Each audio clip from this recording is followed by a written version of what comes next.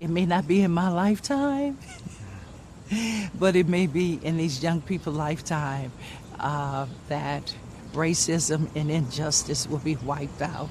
For nearly 2 weeks, thousands of protesters across the country and around the world have captured a shift in public attitudes on race and policing.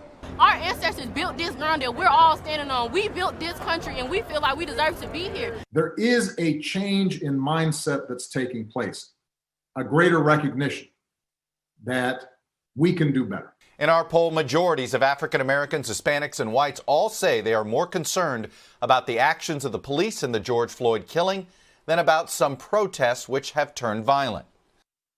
Floyd remembered on Saturday at a memorial service in North Carolina where he was born. And Breonna Taylor at a vigil in Louisville, Kentucky. Use of force policies are being re-examined across the country, with new moments of violence caught on camera this week. In Buffalo, New York, a 75-year-old man pushed back by police on Thursday, his head hitting the ground. In New York City, a police officer caught on camera pushing a woman to the ground, another pulling down a man's mask and pepper spraying him in the face.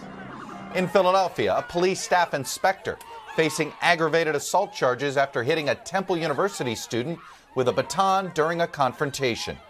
At the same time, in other cases, protesters have attacked police with rocks and bottles. The president has embraced the idea of military units in the streets of the Capitol. You have to dominate the streets. You can't let what's happening happen.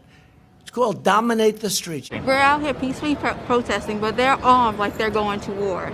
Mr. Trump is hoping to run as a law and order candidate again. I am your president of law and order. And is lamenting the chaos he presides over.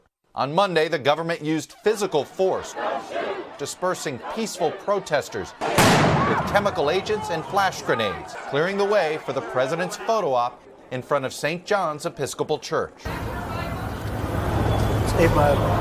Prompting criticism from his former defense secretary, James Mattis. Donald Trump is the first president in my lifetime who does not try to unite the American people, does not even pretend to try.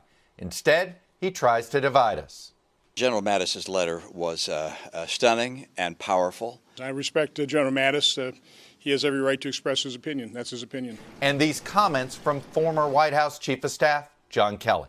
I think we should look at people that are running for office and put them through the filter. What is their character like? What are their ethics? Are they willing, if they're elected, to represent all of their constituents, not just the base? Hello from Washington, I'm Chuck Todd, and thanks for checking out the Meet the Press channel on YouTube. Click on the button down here to subscribe and click over here to watch the latest interviews, highlights, and other digital exclusives.